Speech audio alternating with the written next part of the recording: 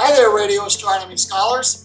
Today I'm going to show you how to hook up the electronics so that your radio horn telescope can interface with the program spectrometer on the laptop PC. Now, as you may remember from your lending kit, there are 4 parts to the electronics: the LNA, the air spine, the long cable, and the short cable. So let me go to the other side and let me show you how to hook those up. So the first piece we're going to hook up is the LNA, the one that looks like the stick of gum. Now I'm going to come a little closer here. You can see the LNA has 2 connectors, one that faces down and the one that faces out sideways. The part that faces down, we're going to attach to the can. The part that faces out sideways is going to attach to the cable that goes between here and the air spine. So I'm going to start by hooking up the cable, and then I'm going to show you how this hooks up to the can. So here's our cable. It's called a male SMA to male SMA cable. That means it has the screwy part if you're familiar with cable television. So we're going to screw that part onto here. Get nice and tight.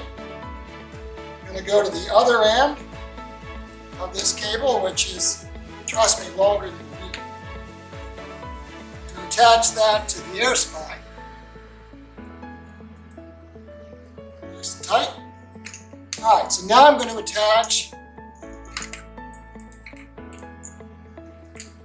the LNA to the can, this right here. There's a little twisty thing here.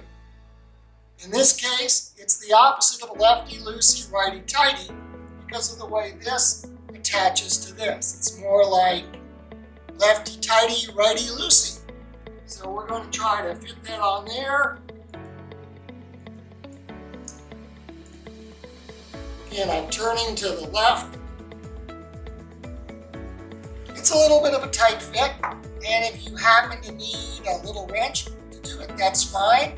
One other way you can do it is turn the whole mechanism this way and then pull the air spine back. Pull the LNA back, turn it up, turn it down, until you get a good, tight fit.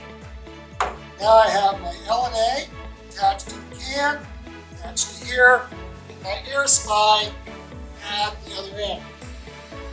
All right, next step is the air spine connector. It has a sort of we'll call it like a phone charger plug on one end, USB plug on the other. So we're going to plug the phone charger in into the air spine, and behind here,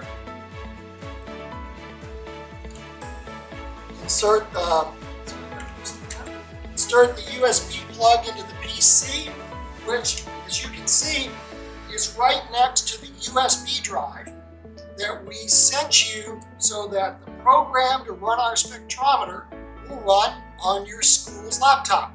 Because your school's laptop, well, probably runs on Windows. Our spectrometer program runs on a different operating system. So to make that easy for you, we put everything you need right there on the stick drive.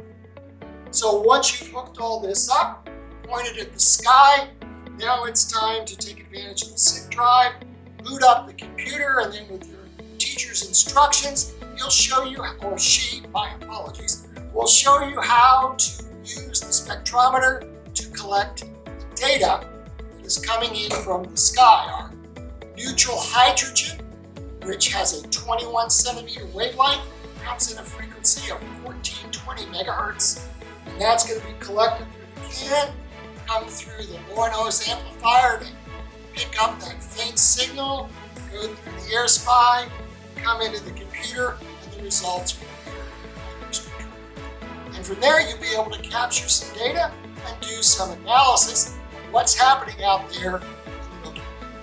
So that's the hookup.